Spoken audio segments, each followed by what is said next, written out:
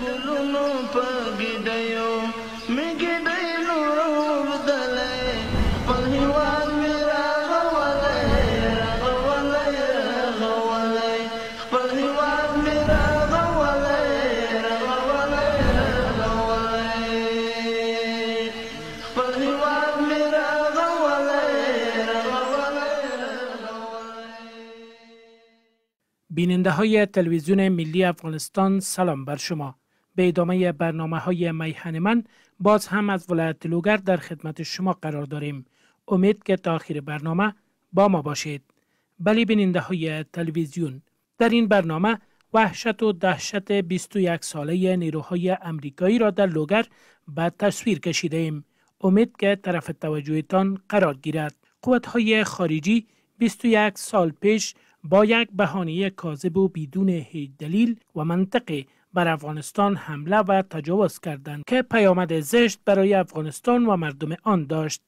در بیشتر از 2 دهه حضور نیروهای هوایی و زمینی امریکا در افغانستان بجز از رنج و فقر پاداشی دیگری برای افغانان نداشت.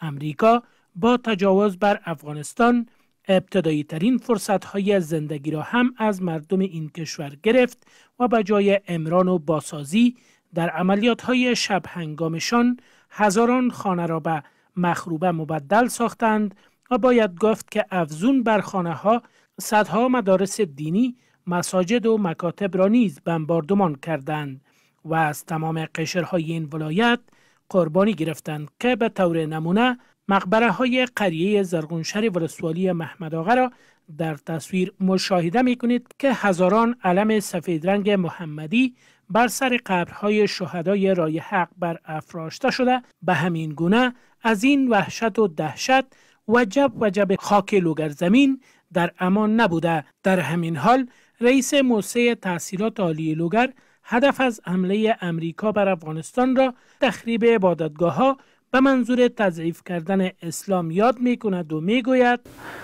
2001 زمانی که امریکا و ائتلاف ناتو قصد حمله بالای افغانستان را کردند و بالاخره حملات بالای افغانستان را آغاز کردند، دبلیو بوش رئیس جمهور وقت امریکا به صراحت اعلام کرد که جنگ ما جنگ صلیبی است، جنگ صلیبی ها با اسلام.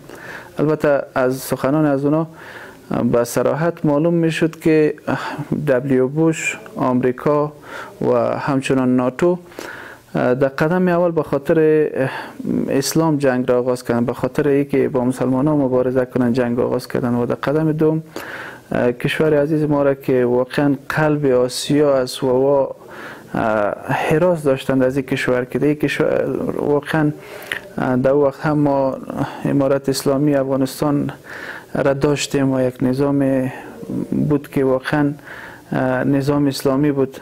بنابراین حراس داشتند که اگر این نظام استحکام پیدا کنه، تقویت شود و بالاخره این درد سرساز میشه برای دنیای کفر و برای دنیای غرب. با او خاطر اینا جنگ با افغانستان و با مسلمان ها را آغاز کردند.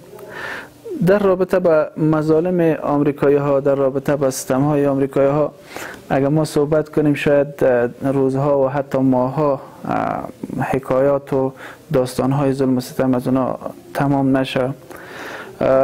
واقعیتی که در طی 20 سال در کنار از این که دین ما، عقیده ما، باورهای ما، رسوم و عنعنات دینی و اسلامی ما و ملی ما مورد تاختاس قرار گرفتند، متاسفانه تعداد کثیری از مردمای ما شهید شدند و یک تعداد زیادی از مردمای ما زخمی و هزارها جوان ما سالها در پشت میله های زندانی شدند و مورد شکنجه و ستم قرار گرفتند و بالاخره تعداد زیادی از خانم ها، خواهرها و زنای افغان بی سرپرست شدند، بیوه شدند و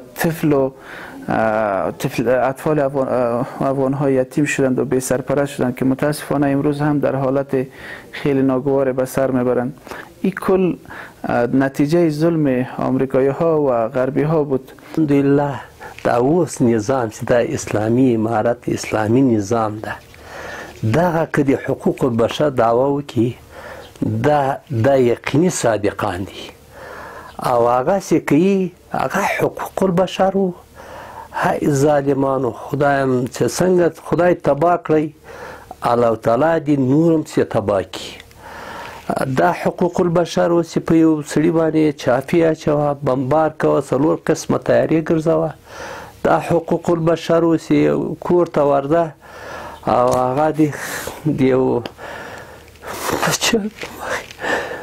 زموږ یو مجاهد و په امام کې مجاهدان خپل ښځې او د اولاد له مخې شهید اول پالوزی کې هغه شهید کړه. کوچی و احمدزی داسې ښه نومېده، نوم یې راشکیس بابی په نامه و. دا یو ډېر مخلص سړی و چې ورته کتلی چې بیخي داسې خیرن پیرن به و. دا د ښځې له مخې شهید کړي، د اولاد له مخې شهید کړي. وایي ورته وګوره داسې درته وولم. زموږ داسې دا نو د حقوق بشر داسې د زنانه او د بچیانو له مخې یې کوه. دا د حقوق البشر داسې د شپې چاپې د ورځې خو هم دوی راتلی سو، ولې یې نه هغه کول. بیا به یې سړی ووایي جنابه صاحب یې چې ونیوو موږ خو د دې کلي یو، موږ بیخي هجرت نه ده کړی.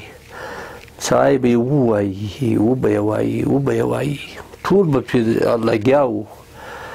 نو حقوق البشر خو دغه ته نه وایي که نه، حقوق البشر خو دې ته وایي چې امني اسلامي شرعي نظام لکه دا اوس. یعنې دغه اوس زه درته وایم چې د امارت کوم مخالفین مخکې دا 20 کلونو والله په بېله ارام دي. اوس دا زه قسم درته خورم چې ارام دي، قرار ناست دي. پخوا به دا ډارېده چې له ما نه میل لاندې نه یا د جمهوریت په وخت کې ډاکسنه مې جګه نه شي، دا خوف و ترس به ورسره. اوس هغه قرار آرام دي، امنیت برقرار ده. همچنان فامیل هایی که در جریان 2 دهه اخیر از اثر عملیات های شب هنگام اشغالگران در ساحه بابوسلوگر مورد ظلم و وحشت قرار گرفتند و فرزندانشان را برای ابدیت از دست دادند چنین حکایت می کنند. خو ډیر سخت ظلم وکړ. د شپې 3 بجې وې چې دلته راغله عسکر، ما دا شکر مرض د زه ویښ او دی په دې بلخانه کې پروت و، تنها پروت و. نو څنګه غږ وسو، دروازه راوته نارې وکړې، خو زه بیدار وم، زه سره هغه سوم، ما خدای خیر کې عسکر راغله، چاپه ده او دا زوی مې کور ده. کاري صاحب بس یار مې په زړه ساړه ننوت.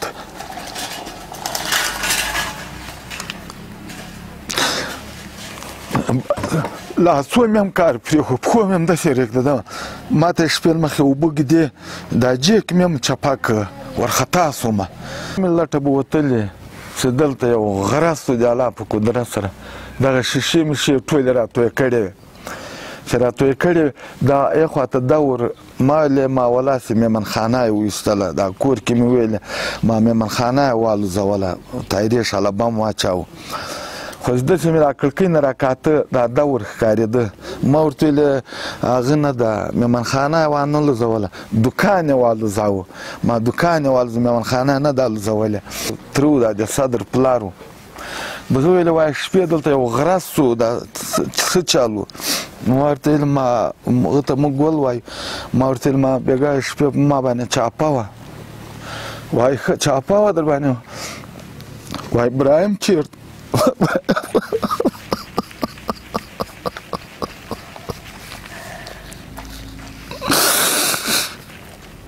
ما ابراهیم خو یې بوته راښکه، وایي دلته خو به یې نه یې شهید کړی. ما نه دلته خو یې شهید نه کړ، خو له کوره یې ژوندی راښکه راوویست. اتې ویلې وایي خفه کېږه مه چې ژوندی به ولی دا 20 کاله بعد خو به راخلاص یې. یو بل ملګری و، هغه یې د خسر کرې نیولی و دغه شپه باندې، هغه هم طالب و، هغه هم دلته راوستلی و، دلته یې درولی و، خو ما ونه پېژنې. تورې شپې کار او بل وحشت داسې ډار داسې وام و چې قسم خدای که مې هغه کړی، خو دلته یې دوی راوستلي و، دا یې هم دلته درولی و. بیا چې بېرته یې چې بولی و، دواړه بیا په وجې کې شهیدان کړي و. نو هغه د خسر له کور راوستلی و هغه ته شپې 11 بجې ورغلی و دا شهید کړی و دا پښه یې پې مته کړې وه دا لاس یې پې مت کړی و په دې سترګه یې ویستلی و په دې سترګه یې ویستلی دا سترګه یې پټه ده ما سره ویډیو هم شته زه به ویډیو هم در ښکاره کړم دا سترګه هم داسې پټه نیولې خو داسې دا مازغې داسې ټول باد سوي وه خو ډېر رحمانه وځلی و ډېر سخت ظلم یې ورسره کړی و دا به یې را 14 کلن 15 کلن وه مینه ګیر او برې ته لا نه و راغلې اوس یې ګیر او برې ته راغلي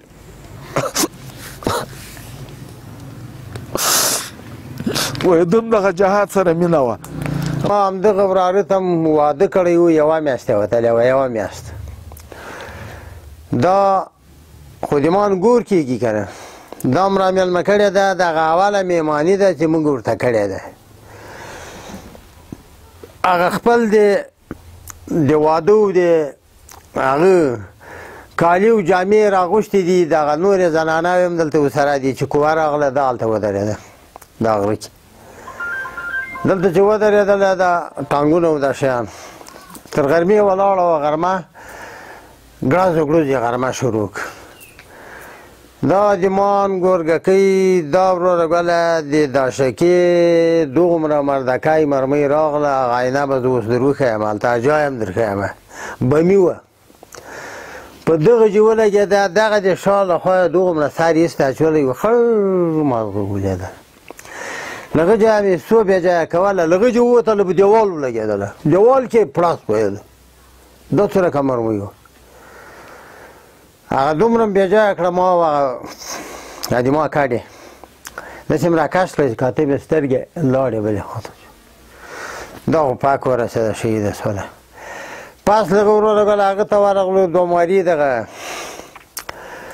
قومندانۍ ته یې وویل امنیت ته لاړ شئ امنیت ته چې ولې هم داسې وکړه هلته یې بیخي پرېښودله وایي تاسو ټول په تور لیست کې یې وایي سړی د چا په تور لیست کې څه ګناه هم کړې څه شي هم کړي دغه زنانه و څه ګناه کړې ده دغه عینې ولګېدې دغه دیوالونه ولګېدل دا کور ټول لګېدل دلته کېناستلی نه شولو اوس موږ باندې الحمدلله شکر 1000 بار واجب ده ځکه اولین اصل په زندگی کې حیات ده که ټوله دنیا تا ته سره زرو چراغان کم درې کم او درته ووایم چې خدا نخواسته دا 2 سترګې به دې وباسم یا به دې دا غاړه پرې کړمه دا ټوله دنیا بیا ته څه کوې بیا زه څه کوم بیا خو دې چا په کار نه ده که اولین نعمت د الله جل جلاله امن د امنیت د حیات د ژوند ده که موږ شکر ونه باسو نو پروردگار با موږ ناراض شي خدای دغه ساعت نکوي.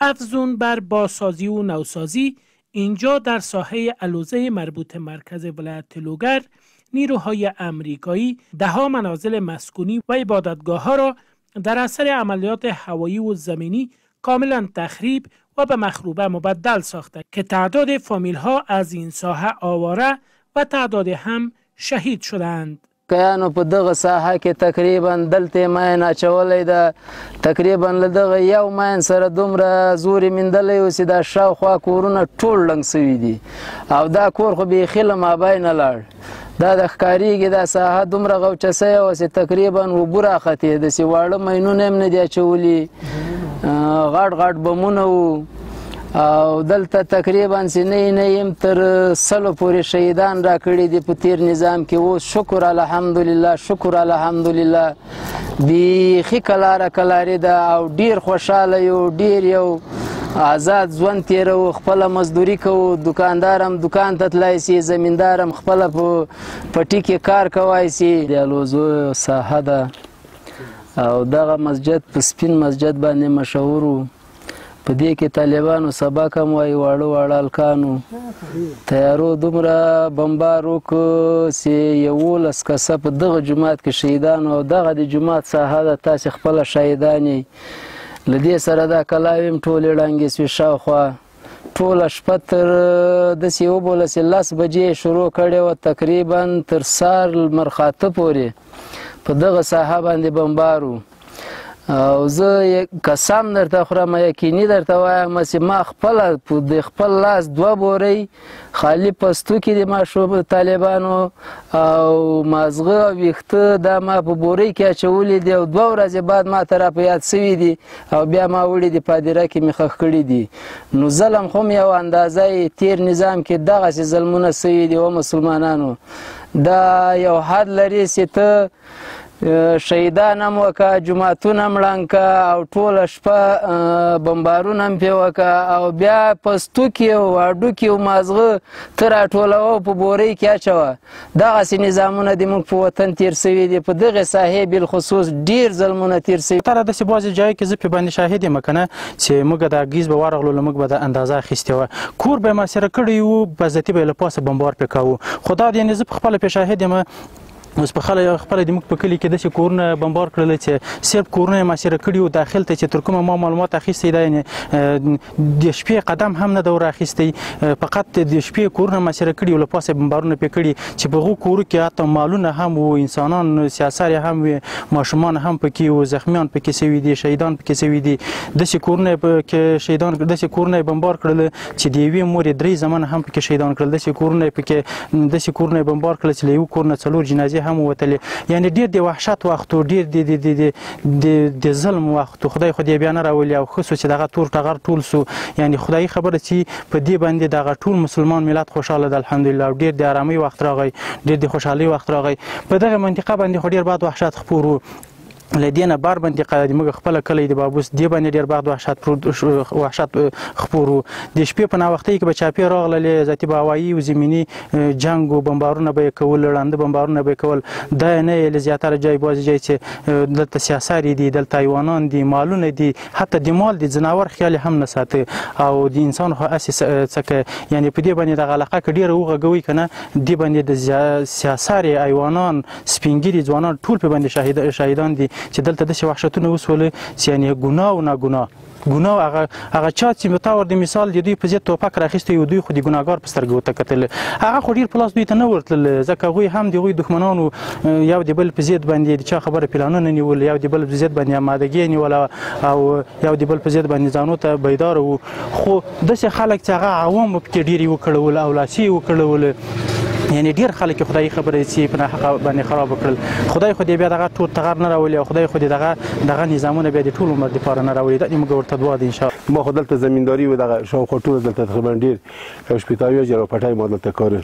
یوه شپه 10 بجې باندې چې بمبار شروع وسو، یعنې یقین وکړه ګهیځ تر 4 بجو پورې داسې اول تیر سو چې یعنې دغسې بمبار مې د روسانو تر وخته پورې نن تاریخه پورې نه دی لیدلی. او یقیني درته وایم داسې رقم ته بمبار تو چې په یوه شپه باندې د دغه چې کې 18 کسه شهیدان سوله. چې ګهیځ خو مخکې د دوی چاره ایستلی نه سولې. دا غیر دلته بیا لاړم بوکلاین مې دغه کوزه منطقې نه دلته یو نفر و دا د مجید کورنۍ دغونه مې بوکلاین راوسته. چې بوکلاین مې راوسته شهیدان نه راایستل کېدله. داسې یو حالات تېر شو. زه په هغه ایسته کلا کې پروت وم، خو دغه منطقه و بیخي داسې د اور لاندې یو بم نه و، څو رقمه تیاري ګرځېدلې، هېڅ سر دې جګولی نه سو. داسې یو حالات تېر سو، یو وحشت و. دا ځای هم دلته شاید حال ده چې دا موږ دلته و، هغه په دغه کلا کې و. بیا د دوی یو زوی و په دغه څنګ دغه کلا کې و. په هغه شپه باندې خدای شهید نه کړ، بیا داسې خدای ووته په سبا باندې په 4مه ورځ باندې بیا دلته بیا چاپه ولګېدله. داسې یو وحشت تېر سوی ده چې بل رقم حالات دلته تېر سو. خدای دې رحم وکړي، باقي مانده دې خدای هغسې حال نه راولي. امارات خو الحمدلله هغه حالات نشته، هغه جنګونه نشته ذاتي. یوه مړۍ ډوډۍ دغه به خدای راورسوي یا وچه لمده هغه غم نه راځي. هغه وحشت بیخي مرګونه چې ګیز راغلی به د غیر له شهیدانو سره کار نور خو چی نه و دلته. اشغالگران در جریان 21 سال حضور نظامیشان در لوگر از هیچ نوع ظلم دریغ نکردند. یک تن از جوانان قریه دادوخیل مربوط مرکز لوگر که شاهد عینی وحشت و دهشت قوت‌های خارجی و داخلی همان وقت بود چنین حکایت می‌کند. تقریبا 11 بجې وسې و غره سو د شپې، غره سو نږدې و، دا شیشې ټولې داسې وخوځېدلې. نو ما فکر وکړ چې زموږ دروازه یې راوالوځوله. نور مې ته دا هغه نه و چې ته به ژوندي پاتې کېږو. خو چې کله زه ووتمه نو زړه مې واورېدله، نو زړه مې بیخي لاړو. نو چې کور ته داخل شوم کور کې غوښې پرتې وې او کور نه دباندې هم غوښې پرتې وې دروازې سره اوس لاس پروت و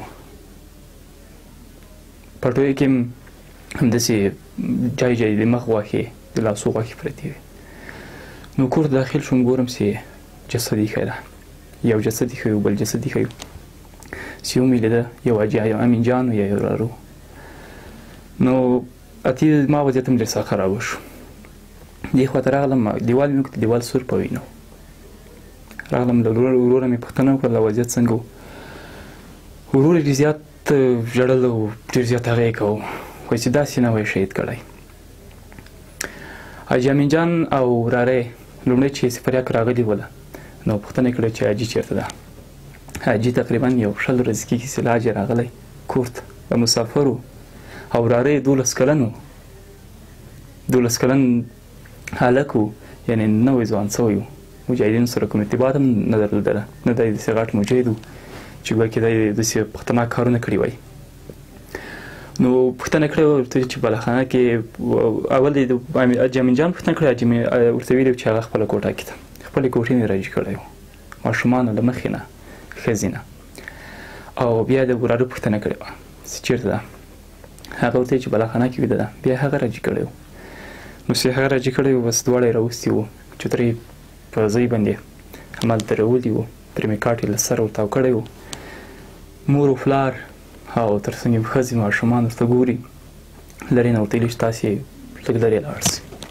نو ټول ورته ګوري ټول له مخې بس انفجار وکړی پرې مې کاټ ته او سرونه یې ایسته بیا اچولي وو ټوټه سوي وول نو دومره وحشت دومره ظلم دوی کړی و په دادو خیلو کې او همداشان دوی په محمد اغې ولسوالۍ برګ سیمه کې چاپه وواله هلته هم حاجي حضرت محمد په ډېرې بېرحمۍ سره شهید کړ حاجي حضرت محمد یې په خپل کور کې یعنې په خپله مېلمهخانه کې کوم ځای کې چې دی ویده و په همغه ځای کې له سره پر میکاټ تاو کړ سره له وراره شهیدان یې کړله بارش زیادی از طرف از اینا بمباردمان شد در منطقه الوزایی مربوطات بابوس مدرسه را بمباردمان کردند در برکی بمباردمان کردند در منطقه کمال خیل یادم است مسجد را در حالت بمباردمان کردند که اطفال خردسال دیگر روز از مسجد برآمده بودند و به طرف خانه روان بودند در دهن دروازه مسجد حملات هوایی را انجام دادند و در حدود 21 نفر اطفال خردسال که پیش همشان قرآن کریم و پاره قاعده بغدادی و پاره اول و دوم و سوم قرآن کریم در دستشان بود و طرف خانه های خود حرکت کرده بودند شهید شدند و همین قسم ده ها موردی که در لوگر رخ داده از هیچ کس پوشیده نبوده و برای همگی آشکار است که یا مساجد را مدارس را متاسفانه بمباردمان کردند تخریب کردند حتی قرآن کریم ها را آتش زدند و کتب دینی ما و شما را مورد آتش قرار دادند. باید گفت که در بیشتر از 2 دهه اخیر حضور قوت‌های امریکایی در مرکز و ولسوالی‌های ولایت لوگر در اثر حملات زمینی و هوایی هزاران تن از موسفیدان، عالمان دین، جوانان، شاگردان مکاتب و مدارس شهید و در ادامه جنگ‌ها و خونریزی‌ها هزاران فامیل دیگر آواره و متواری گردیدند، ولی اکنون افغانستان از حضور امریکایی‌ها تصفیه شده و مردم ما زیر چتر نظام خالص اسلامی زندگی مطمئن و سربلند دارند. ما در طول 20 سال به صدها چاپه بوده و اکثریت جوانای ما را به شهادت رساندند. دیگه این البته دستور مادرایشان بوده باشه، گرچه ما و شما هم افغان هستیم، افغان ها باید یکی با دیگه بسیج من حیث یک برادر یکی دیگر دلسوز باشه، ولی بعض افغانای بوده که خودفروش بوده، خودفروخته بوده، از اجتماع خود، از وطن خود، از دوستای خود تیر شدن و اما منافع خود از نظر گرفتن، مردمای نیک ما را به شهادت رساندن. چی از طبقه علما بوده، جوانای ما بوده که همگی از اینها بازوهای ما و شما بوده، ولی متاسفانه خائنای ملی اینمی کار کردن. اگه می آمد واقعا جال منداختن، مثل که در چهارقلای پادخاب جال انداختن، حتی مساجدشان رو ویران کردن. اونجا بود در چهارمزار جوانای ما را به شهادت رساندن و همون تو چاپای جال منداختن، 4 طرف هم میگرفتن، تانگا از هر طرف می آمد. مردمایی که بیچاره بود منمون را به شهادت می رساندن و دوباره فرار میکردن. بس ما په لاله بخلی ده او خدای د ټول شهیدانو شهادت قبول کړي. زه هم دغه د غوښت او خدای هم دغه مرګ درکړه. دا خو د فخر مرګ و، دا خو د خوشحالۍ مرګ و، دا خو د جګو سترګو مرګ و. نو خدای پاک داسې مرګ ورکړي چې ډېر ښه مرګ خدای ورکړه او ډېر پرې خوشحاله یم. خدای راکړی و، خدای واخیسته، د خدای په لارې کې تللی ده، د خدای په لارې کې تللی ده. خو داسې ظالمانو لاسه دغسې څو الله دې وبخي، خدای دې دا وبخي، خدای دغه دنیا ورته ګلې ګلزار کړي، خدای د شفاعت لاندې موږ راولي او خدای دې دا ټول مړي دا ټول شهیدان وبخي. بیننده های تلویزیون، این بود گزارش میهن من از ولایت لوگر که خدمت شما تقدیم گردید. تا برنامه دیگر که در خدمت شما قرار میگیریم، شما را به خداوند پاک و لایزال می سپاریم. شاد و موفق باشید.